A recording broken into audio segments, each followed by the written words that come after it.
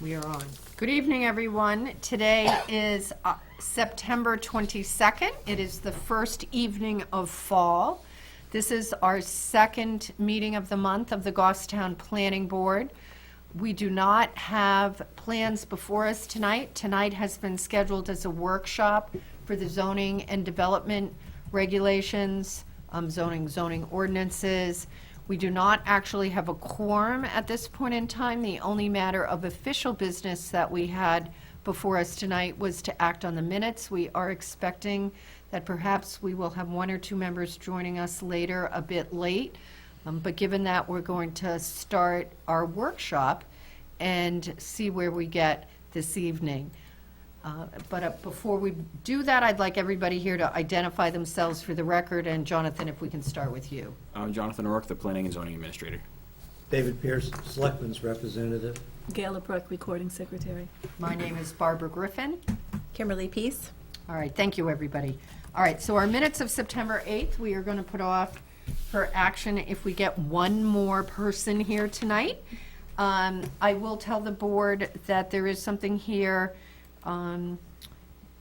for my signature. It would appear, as the board members in the town knows, we have Pumpkin Festival Day coming up next month. Once again, I'm keeping my fingers crossed that we have big enough pumpkins. It was not a great growing year. I know some places had no pumpkins, but I am assured that they are going to come up with pumpkins, and so the board is aware.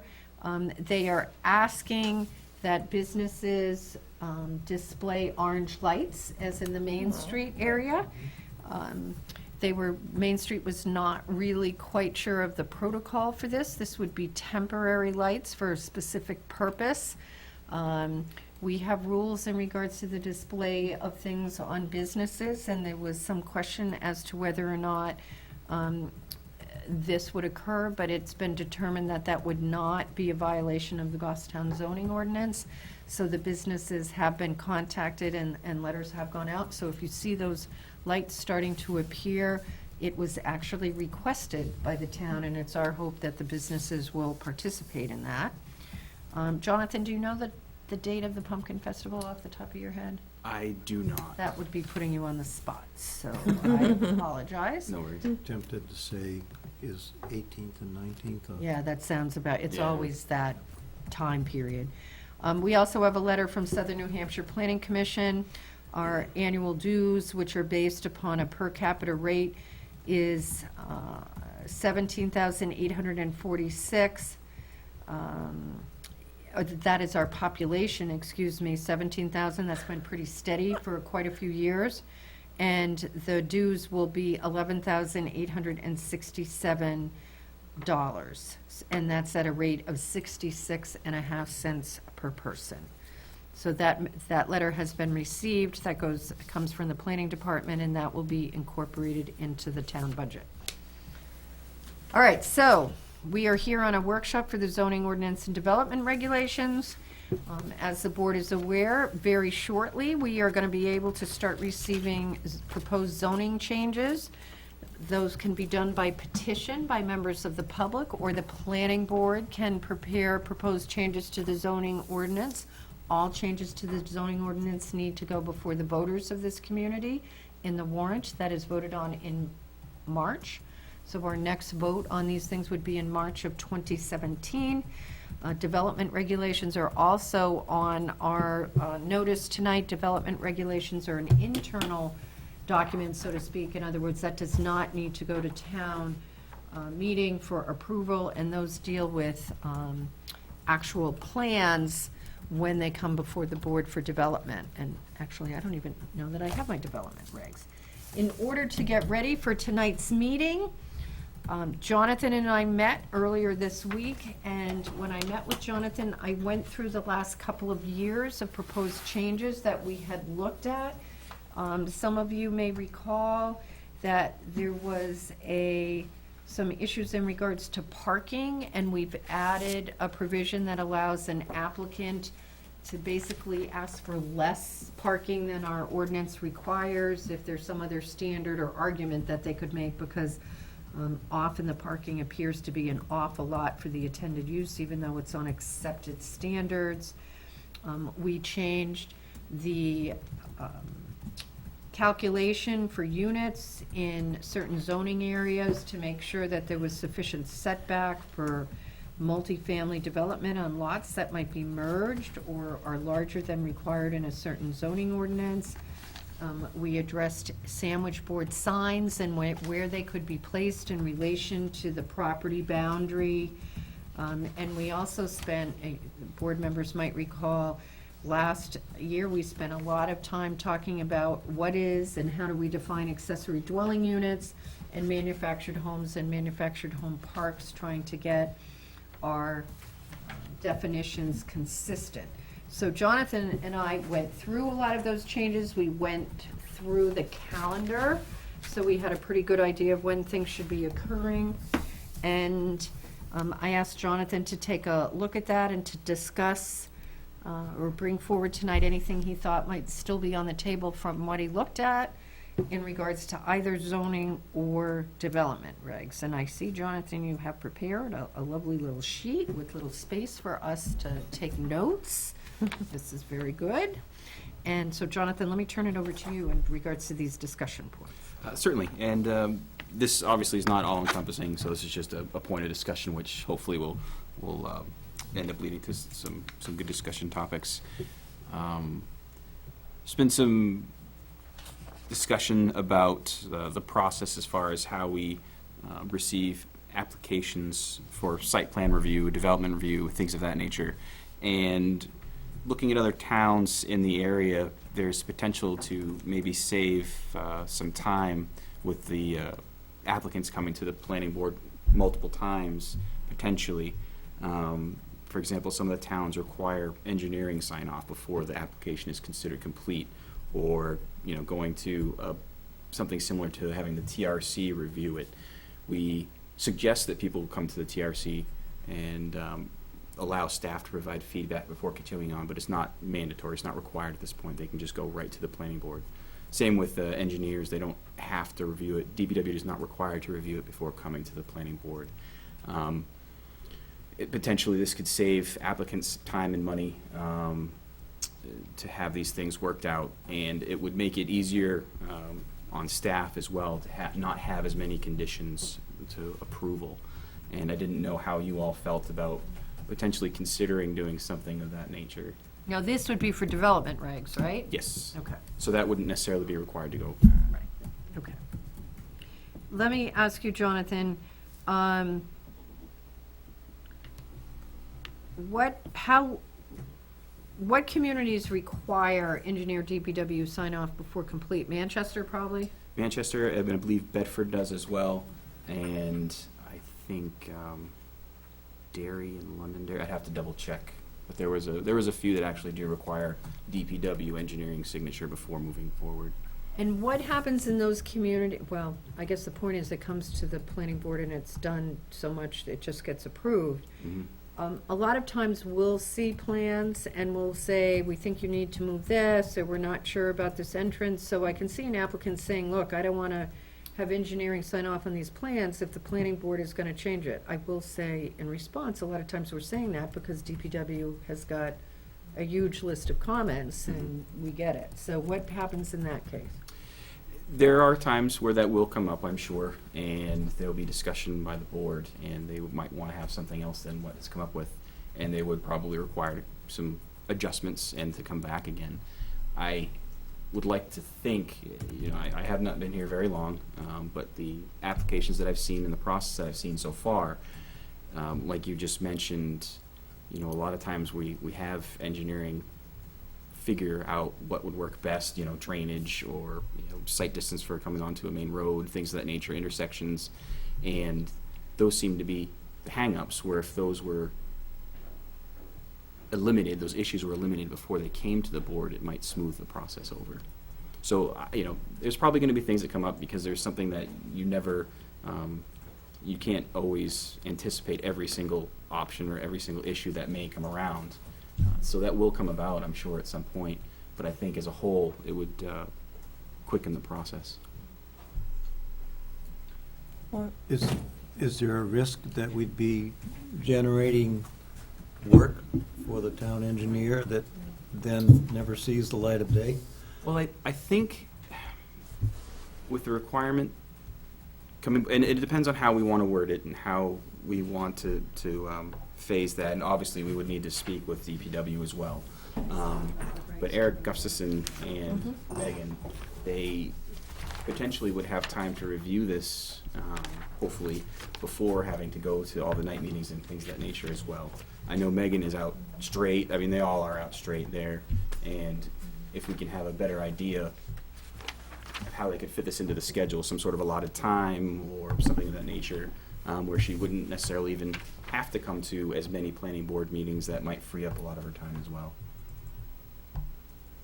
I would suggest also that I think sometimes if she was just able to sit down with the applicant and say, what do you think about this, or could you guys move this or fix this, instead of having to review the plan and then write up notes and attend the meeting and discuss it. Like, sometimes a lot can happen at those pre-application meetings and, you know, eliminate some of the problems. Because a lot of the times we do sit here and hear them, Megan say, well, I discussed this and they need to add these things to the plan, and either it's oversight or, I think it's a good idea, as long as the DPW and the town engineer have really talked about it, because I also know that sometimes Megan's reviewing plans at night in her bedroom, and now we're talking about a formalized, half an hour or an hour-long meeting that she has to fit into her day with every plan. So, but I also think that we've talked a lot about how Megan works a lot, and that's a formal way to capture that time. Like, I reviewed this plan, and then I met with them, and it's a better way for the town to be able to say, like, I don't know how we track that, and I know that there's some billing that goes back and forth, but it might be a little more formalized, because I know that she probably does a lot of time that doesn't actually get officially logged. I'm So, sure, yeah. so. I think, Jim, I met with Jonathan, and he's just put together a couple of things for potential discussion, and this one is clearly development reg, not zoning changes, but one of the issues is some towns require that engineering as DPW is signed off before the planning board gets it. Well, you may have said this, when you talked about this comes up every few years. Yeah. Those of us have been here for more than a few years, can say that. Big deal. Is, what do they pay for and when do they pay it? And if we're volunteering staff time before an application is filed, we don't have any money from them. So it goes to, Kimberly was talking about, it's valuable staff time being essentially donated that we don't recover. So in the past, distant past, we said, well, maybe we should wait till the application is filed so we get their money and we can bill them for the time. Well, Instead of giving unless them free engineering. we do the application, and one of the checkoffs of the application is payment of the engineering review time. So it's filed, and then the TRC, or whatever it meets before it comes to us, which may delay when we have it come in for acceptance, right? I mean, So- because I think that's the issue. We get stuck with the acceptance with all these things not done. And the applicant needs to waive the clock, and we have continuances, and abutters end up coming multiple times, and the applicant ends up having to pay people to come here multiple times. I think maybe to look at this a little more completely, because I'm looking at the development regs, we probably need to have the checklist itself in hand. Because I'm looking at page 13 of the regs, which is how we determine completeness of the application. Fees have been received as one of them, notice, and there's a checklist completed and signed. And then there's A through H in our regs, so we probably need to actually have the checklist in hand. Okay.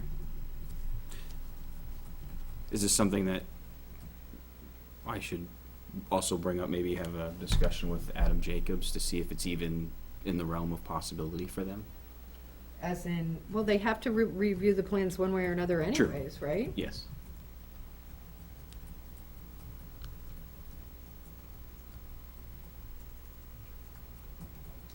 The statute now says The applicant shall file the application with the board or its agent at least 15 days prior to the meeting at which the application will be accepted. Well, that's at least 15 days. But then it says the board shall at the next following meeting or within 30 days following delivery of the application have to determine if it's complete. So that's our statutory timeline. Does that give us enough notice? Yeah, it has to be within 30 days following Receipt. of the application, so whatever process we build in, unless we give them an option. You can do it the hard way, but if you want to do it the easy way, well, you waive those. Well, I guess the question is, how does Manchester, Bedford, Derry get the plan to DPW? Yeah, I'll have to find out the exact process. I think you need to talk to them to find out the exact process, because what Jim is saying is, hey, look, if it's an application, which is how we get the fee, we have a deadline that we have to meet to hear it here. And I can see now what we're just gonna end up with, this is a list of comments agreed upon by DPW where the plans haven't been redone yet, because they just had the meeting the week before. At the next regularly scheduled meeting or within 30 days. So arguably, you could be 2 meetings out, but that's it. Definitely don't want to make it any longer than it already is, obviously. Well, I don't mind slowing it down if it gives us a chance to get a better product when it comes to before us, but some plans don't require it, some do. But I guess that's the question, how do they juggle, I mean, do they manage to get all their reviews done within 3 weeks? So there's completed plans and packages going to the planning board, or is there some pre-application process that's going on before they trigger the statute? From my understanding, and I'll have to verify, Manchester had, I think, had some sort of pre-approval type process before it actually went to the planning board. From my understanding, it was pretty much locked down. This is the way it was going to be before it went to the planning board. They're just tidying up minor things, almost like a formality, if you will. Because in conversations with them, you need to distinguish with the, this is how it has to be before the planning, before it goes to the planning board, and when is the, quote, application considered submitted? Okay. Those are probably 2 different things. Okay. I can do that. And when you're doing that, find out about this TRC, because I have heard that before from staff, that if they would just have the TRC, a lot of the problems on the plan could be taken care of at that point, if they do it. I will check with them in tandem with the TRC and submit to DPW for approval. Okay. All right, so both of those sort of go together on the development regs. The next thing you have on this list is clearly zoning ordinance. I didn't know if we wanted to look at any definitions that we think need to be adjusted. And why did you think and how did you possibly get through all our definitions, Jonathan, I'm to impressed. why before? I know, we got all the way to why. The started backwards. last one you got to before you said maybe we need to correct it. The reason I picked that one is it's something that's been coming up a lot lately. The last one. Yard sales in town, people have been having them fairly frequently. And the definition, it's actually misquoted where I wrote it. It says, which are homeowners' personal property. Right. And I didn't know the interpretation of that.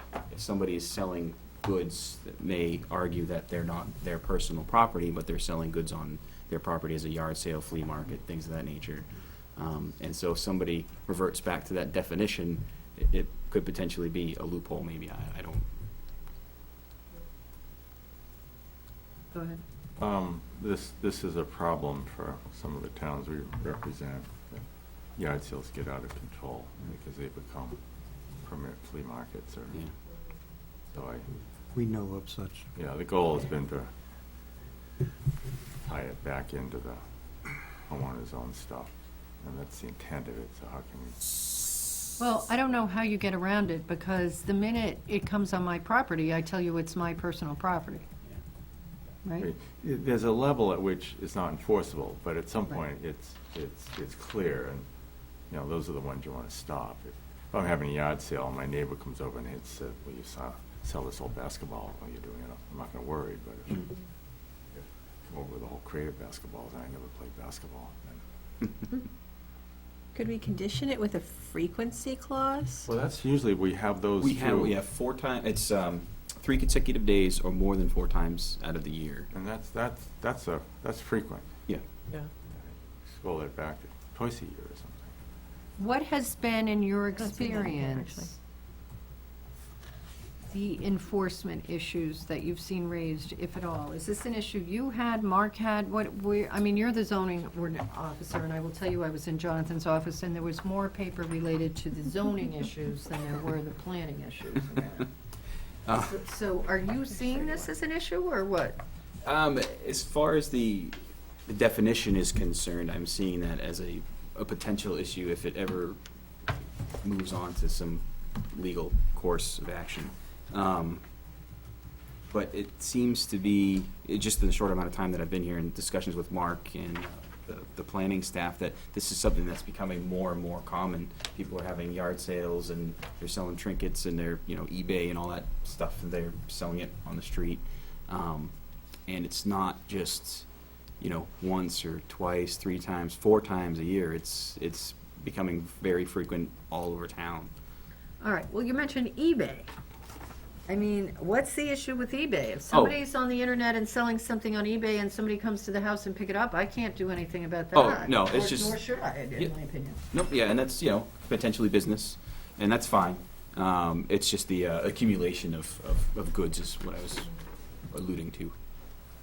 Not necessarily eBay itself, but just all the goods on the property. So are we complaining about the sale activity, or are we complaining about how the yard looks? I get complaints for people trespassing on their property with parking up and down the street. I get calls about people complaining about the messiness of the yards, people walking through their property to get to other yard sales and things of that nature. I've had 3 this week, 3 different individuals calling. Yeah, yeah.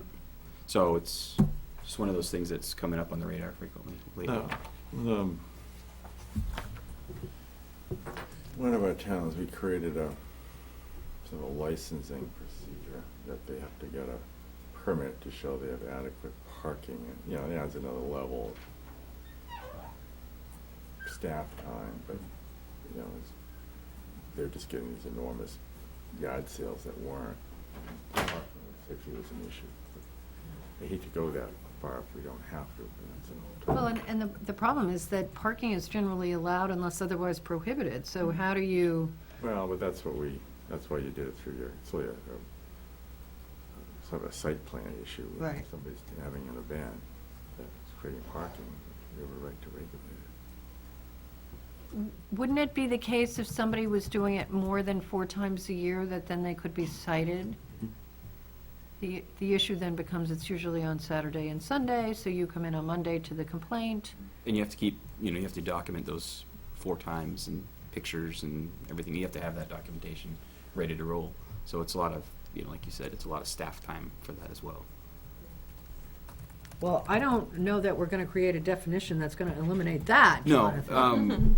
but again, it's, when you look at it and you have to have those 4 individual times and documented as such, it's just, seems to be like there'd be a little bit more teeth if it wasn't just specifically the homeowner's property, because it's a slippery slope into a business or home occupation when they are taking things, fixing them, reselling them all the time. It's, and again, it's just what I'm seeing.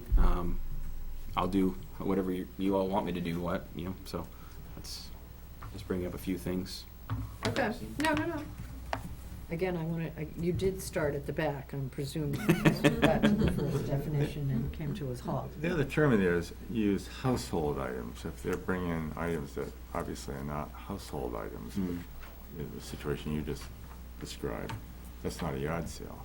They're just using their house to sell other stuff. But you regulate that, you go and see what they're selling. Right. Right. So I know a And- yard sale when I see it. And this might just be, you know, I haven't been here for a very long period of time. This might be the time of the year. It's just what happens. A lot of people call, a lot of, you know, needs a little bit more attention, and then it fades away again, so.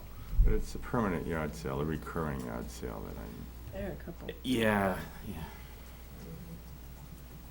if it's having an impact on the neighborhood, some doubt.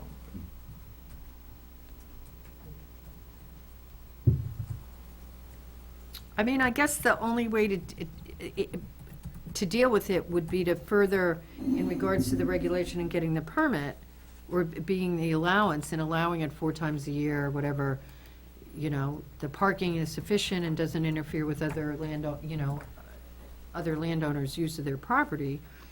But quite honestly, I see the biggest issue as being the enforcement. Again, these things are Saturday and Sunday. We don't have anybody wandering around town checking signs and yard sales. And so when the neighbor calls on Monday because they don't get an answer all weekend, and you say, well, you know, can I prove that there was a yard sale and that they were selling something other than personal items more than 4 days? I'm sure that they say, well, that's your job, not my job. It's the ordinance, right? So in your request for a zoning person, did you put in that you also want somebody to work every Saturday? Well, I know that Mark occasionally works Saturdays as well as I part know of the he building does. department, so if that does happen, then maybe that's a potential to do that once in a while, just to keep tabs on things. Okay, Phil. Yeah, one other thing, though, that you need to be careful on.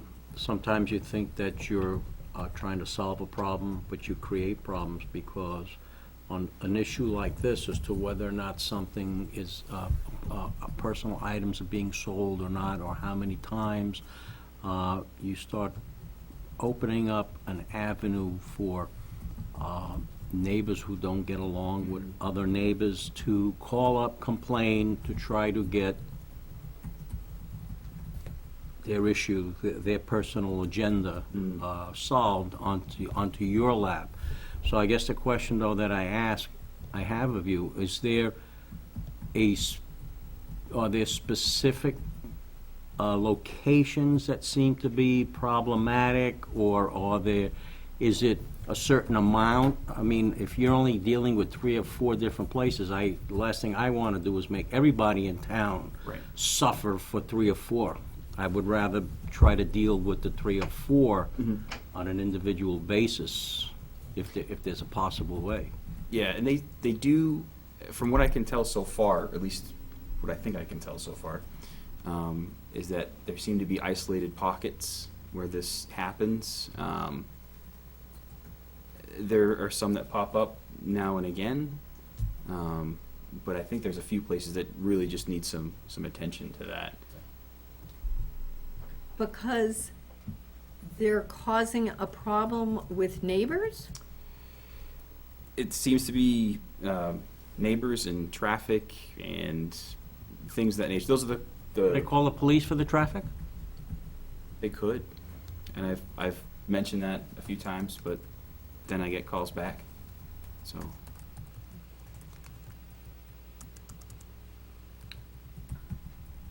Okay.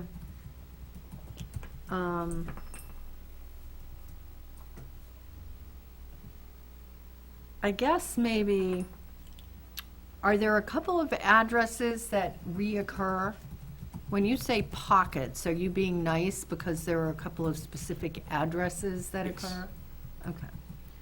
And so I sort of am coming to Phil's point. I think that if we have a couple of items that are a problem, a couple of locations that are a problem, maybe they should just be dealt with. okay.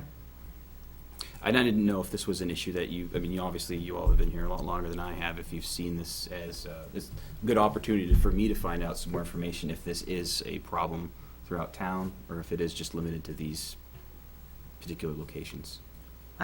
My drift would be that it's particular locations. Okay. I can think of 2 on a fairly busy street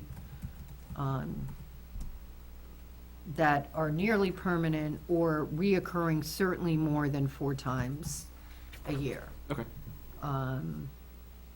if I'm not on every back road, so I don't know, but my experience has been when I see them on the back roads, they really are, somebody's finally having a yard sale on a Saturday and, There's not enough traffic on most of the back roads to make much money doing it. right, right.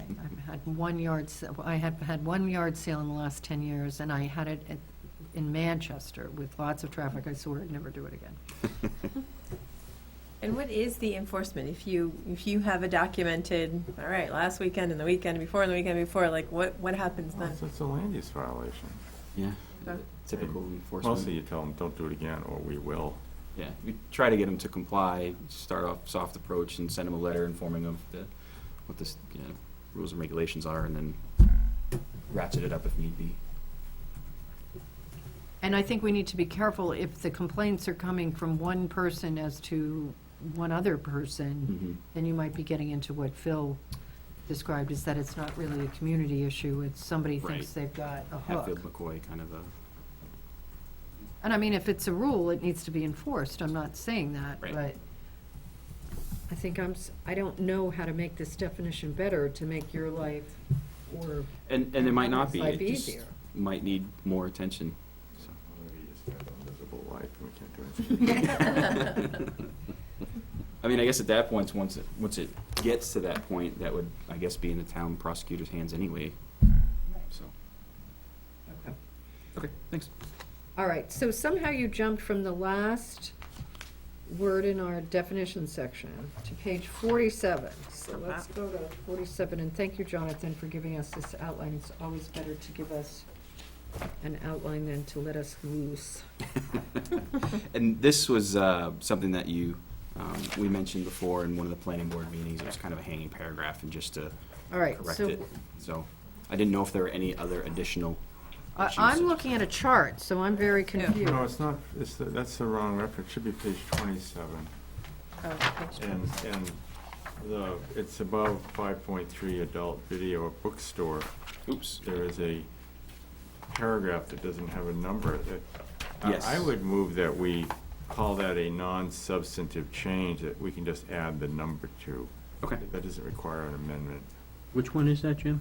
On top of page 27, 27, yep. after 5.28, there is a separate requirement, the single-family residence. So that's separate from what precedes and follows it. So it should just have a number. Yeah, page I 27. think So I think I've grabbed my old one. That's what it's. Here. Page So it 27 looks of like- zoning. Which one, you've got the development regs. That's Yeah. it. I'm looking, yeah. That's it. No wonder, we can't help you're confused. No. Right. It's in front of me, I opened it up to Okay, all page right. 27. I will, All right, yeah, I don't think I that's, think you just do it. okay. Are there any other changes like that that anybody is aware of that need to be addressed? Just clean up ones? Yeah, just clean up. There was a method to my madness in laying this out. Uh-huh. Okay. Okay. Wetland Conservation District. Yeah, what's the issue with that one? This has been coming up fairly frequently, actually, lately anyway.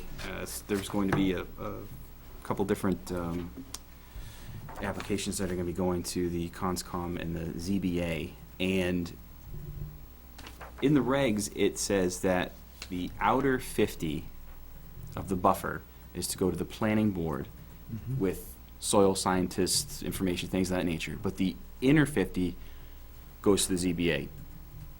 And that's it. I mean, I am not a wetlands expert, but I would think that the inner 50-foot buffer would potentially be as significant as the outer, if not more. And I did not know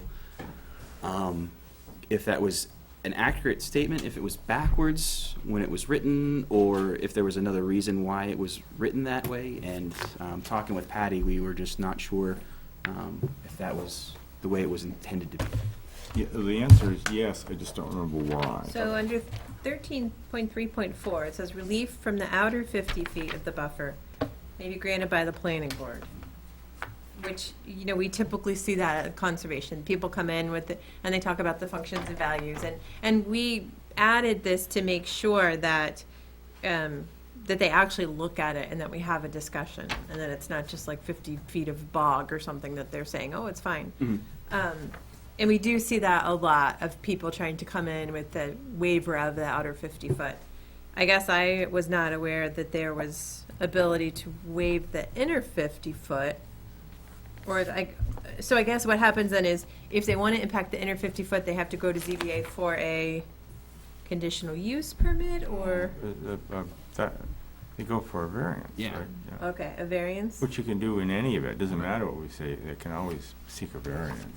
So why do we make a special provision for it? It seems to me that invites it. I mean, yeah. Well, you have a variance process for any Right, for non-permitted anything. use. But why highlight it? Why is it highlighted as if that is the process to deal with it, especially I- when we have a separate process for the planning board? I think the reason why it was highlighted, because I think when that ordinance was proposed, as a result of public hearing, input in order, Okay. I think it was because it was, those were some of the comments people were concerned about it. And I think that's why it was added, in my recollection. Because if you look at I the, thought that was the wherever, outer. wherever that map is, it's usually over here, but when we enforced the 100-foot buffer, people were, people who have wetlands on their property all of a sudden realized that now they have restrictions that they weren't aware of. So it might have been a sort of King Solomon deal to say, well, if, there's really hardship, you can go before ZBA and get a waiver. I mean, there are actually properties where it covers majority of their property. So I think this was part of a way to tiptoe into the protection of the resources by saying, we still have an option. Maybe that's not as important anymore. Maybe now that we've had this around for a while and people are aware that, because we do get a relief, people ask a lot to be able to get relief of the I outer. can't 50. remember when the last time it wasn't granted. That is the problem. By the ZBA? Yeah. Or by planning and conservation. Or planning and conservation. I Yeah. can't remember when it hasn't been granted. I do have to say, though, it does make the applicants look at it more carefully. So I agree with you, it feels like we always grant it, but I also feel like They're the doing better designers planning. out there know that they have to shift it more. And I don't remember, I don't know what the records are of the inner 50 foot, but it's very rare that we actually get someone In the inner who gets 50. that close. So I feel kind of like the process is working right now, even Okay. though it might feel a little clunky that way. But I do feel like it does work. Okay. It was partially a political compromise. To expand it to 100, but we had to have a escape valve, both so developers in the world would not fight us, and second, for the reason you said. My house is an example, there's a little stream that runs along the edge. If that got, and at one point that was gonna be redefined as a wetland, and suddenly half my house is in the district, and it hasn't been. So to go for a variance, they have to prove hardship or something, some reason to do it. So, Okay. Well, if it works, I appreciate that, the background on that. Okay.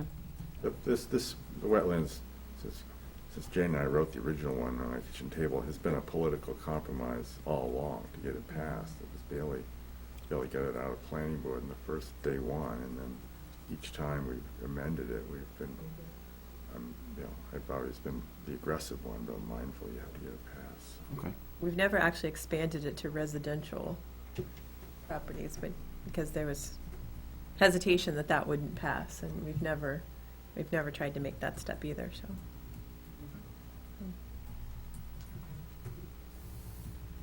All right, so apparently there is a logic to that. You can explain that all to Patty tomorrow, John. How's that? It does Planning board kind of- knew exactly what they were doing. You can tell her. It does kind of feel that way sometimes. You're like, we grant this all the time, but I do guess that that's partly because there is some shifting going on, so. Okay. Okay. Appreciate that. Thank you. All right, Jonathan, the next thing you down have a single-family and accessory dwelling impact fees, but I have, then you have a note that's directly related to that, so why don't you explain that? Yeah, looking at impact fees, and then later on I did discuss the accessory dwelling units, but the impact fees going from a single family to a duplex is, $3,479, and when you add an accessory dwelling unit, it's $3,800. And I did not know if you would like me to take a look into this a little bit further. I know that this has been looked at in the past, I assume, and I did not know if there was a reason specifically why it was that way, or if they should be the same. It looks backwards, or? Well, I would think that a duplex might be a little more impact because it's, two separate full full houses versus an accessory dwelling unit, which typically probably be like a one-bedroom. So I didn't know if, again, there was another reason behind that, or if, we at some point need to look into this a little bit further. I agree. What is it? Okay. All right, so I think we probably should take a look at it.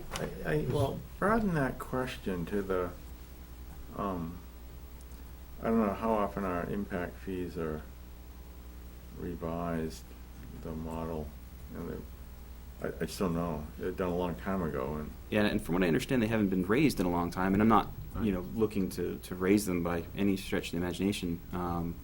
I just, in some of these instances, like particularly this one, it'd be nice to have clarification when somebody asks me, hey, I'm doing an in-law apartment, why is it $3,800? But if I change my house to a duplex, it's only $35. So, there was a time when we were discouraging accessory dwellings. Now the statute requires us to and that, have them, kind of shifts the. okay, so that could potentially be the reason behind. Okay. Do you remember, Phil? Not sure. Was the accessory dwelling based on, it may have been a separate structure from the main house? No. I'm not aware of all of the previous requirements, but from what I've seen, typically in our town, accessory dwelling units have to be attached. Right. And I think it's always been that case. Right. For all we know, looking at the history, is the duplex number never got recalculated, so when they went to add the accessory dwelling, it got calculated at a rate and never got reapplied to the duplex. I mean, you might Okay. find it's as simple as a math thing I was when you gonna get say back to it. that it's very possible, because I think the fee for the ADA accessory dwelling unit was applied after, and I think might have something to do with it. Okay, thank you. I appreciate that. I will just say on that note that I note that administration has put in a budget request for some master plan money for next year as part of the request.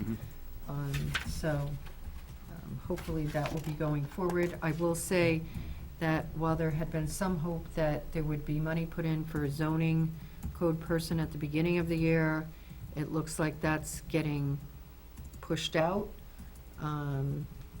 which I think at some point I need to go talk to the Board of Selectmen or Budget Committee, wherever it ends up, because this has been something that's supposedly been in the works for a couple of years, and it keeps Town Hall, I sort of think, is the lost child of department budgets.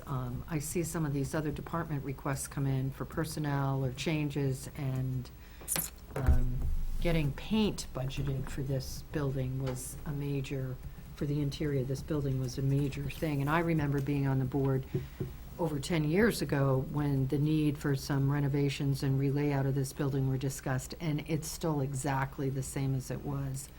And I'm really hoping that maybe we can do something in regards to the zoning issue, because as Jonathan said, these issues that he's talking about, you will note, are zoning issues, because that's what he's spending his time on. Thank heavens he has the time, but, The zoning position was in the proposed budget. Selectmen have not made any decisions in any departments yet.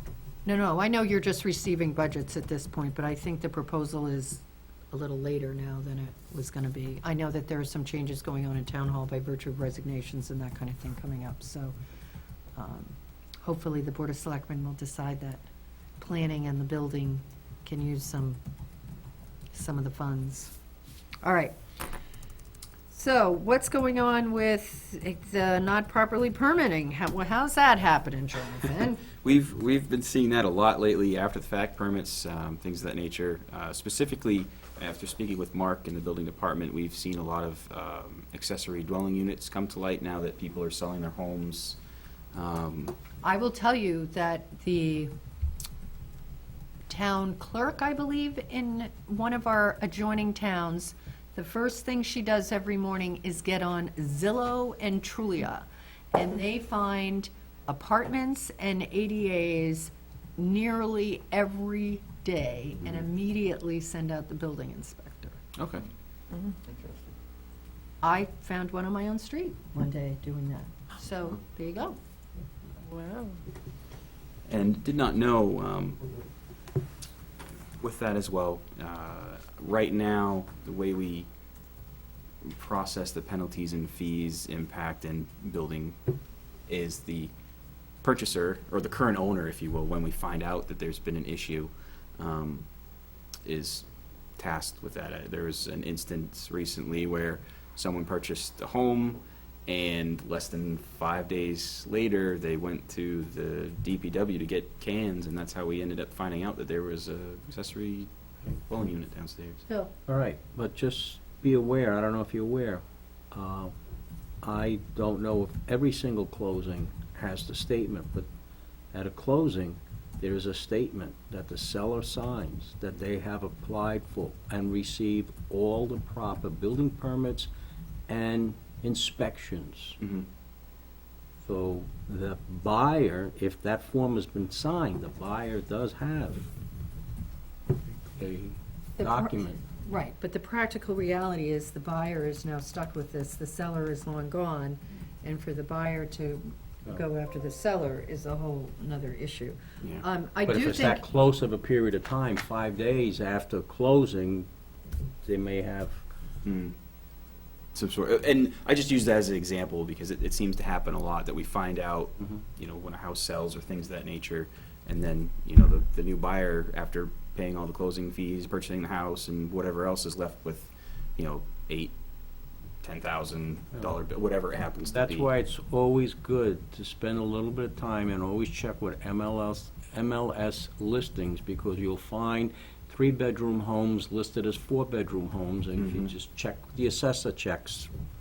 You're selling it, claiming it's 4 bedrooms, assessing card shows 3 bedrooms. Right.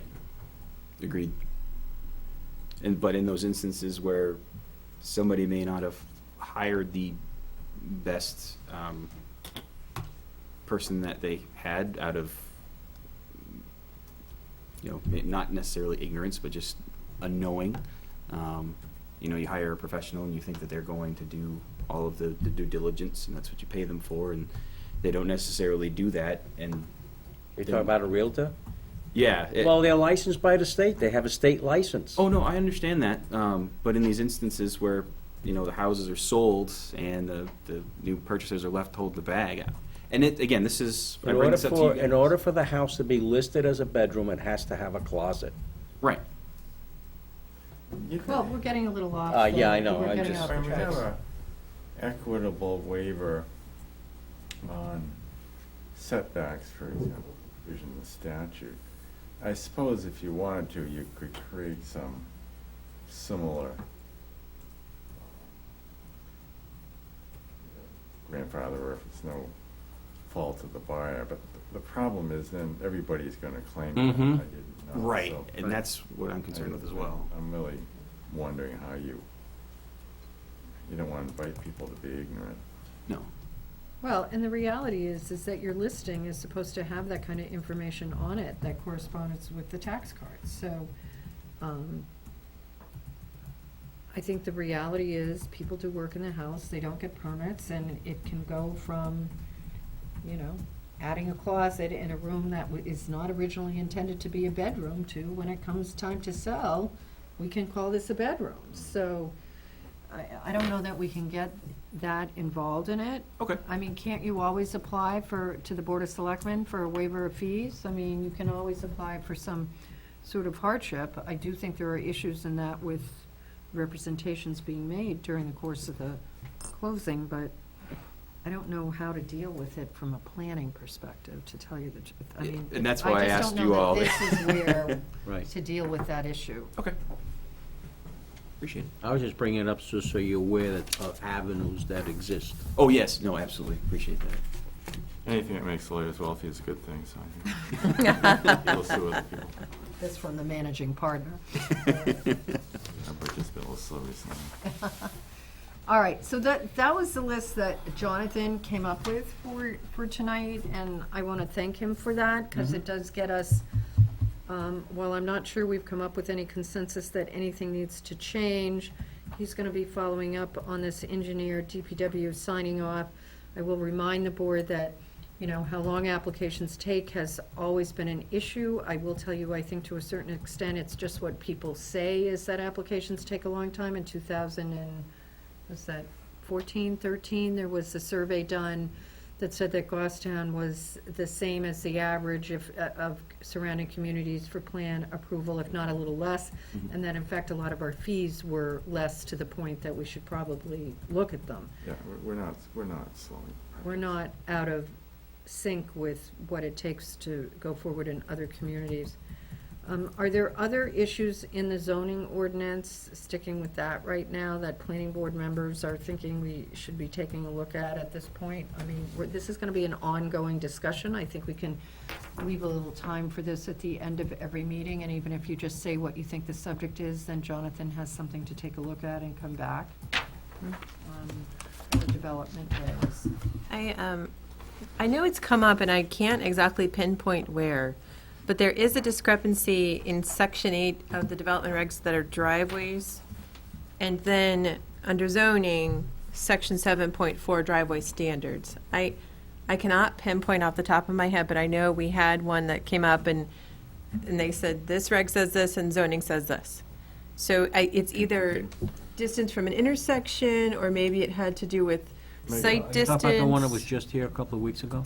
No, something Megan raised quite a while ago. Yeah, and it pops up every now and then, and I can't tell you right now, just skimming it over, what the inconsistency is, but maybe if you take a look Mention it at. to Megan. Because it seems like at one point the site distance says 300 and another it says 200, but I think maybe I'm just misreading that tonight, but it might be just something to kind of compare side by side. It's on her list, and I don't remember what we did with Yeah. I'll give her a call. Right, 'cause she might have a couple other things too. Yeah, they might have some adjustments to be made as well. Okay. Does anybody have anything else for discussion tonight? All right, I'm not seeing anything, so it. I have a Oh, question. But unrelated, only quasi-related. We don't have any alternates now. We've treated that as just fine, but if we're going to, as we get into election season, is that something we need to think about? And, Well, I actually think we do have an alternate right now, don't we still We have have an one- alternate? one Yeah, we have one holdover. alternate, and, we haven't seen in 3 years. but I did have a discussion with Jonathan about maybe contacting someone who we've seen here before, about trying to get him to apply. It's And worked, but someday it won't. We have Gail. Heavens. Multi-activities, but Okay. So think about that, alternates, there are always town openings on boards. as long as the people show up, we don't need them. Okay. And I think there's been one instance I can think of in recent years that we haven't had a poll. It's still, you don't want it to happen. We do have an item of official business, that would be the meeting of September 8th, the minutes, you were all mailed with those. If I can have a motion on that, this was the meeting where we had the CIP, and we got a couple of plans approved that night. So, It's been moved to approve them as printed. Second. Is there a second? Second. It's been seconded by Phil. Is there any further discussion? Seeing none, all those in favor say aye. Aye. Opposed, abstaining, it carries. I think Kimberly, you were not here, is that correct? Correct. So Kimberly abstains. Abstains. All right, Jonathan, do we have any other items of business here tonight? No. Do I have a motion? Motion to adjourn. All those in favor say aye. Aye. We are adjourned. Thank you very much, everybody, for coming. Mooney?